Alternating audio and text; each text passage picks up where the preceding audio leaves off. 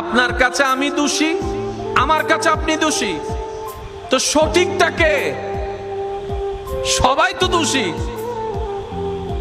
যে জেলে আছে সেও দোষী, যে বিচার করতেছে সেও কোনো না কোনো জায়গায় দূষিত। একটু জোরে বলেন না রে ভাই।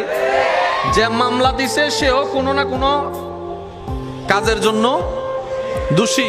যেই উকিলে লড়তেছে, দুনো পক্ষের উকিল, কোনো না কোনো কারণে সেও তো দোষী। কথা বলেন ঠিক কিনা?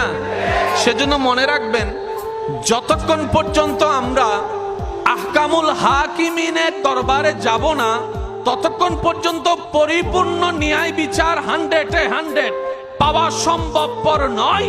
তাই তো আল্লাহ মুসলমানদের জন্য কিয়ামতের ময়দানে হাসরের বিচারের ব্যবস্থা করে দিয়েছেন, যেন বান্দারা ন্যায় বিচার পায়। তাহলে হাসরের ময়দানেরও দরকার,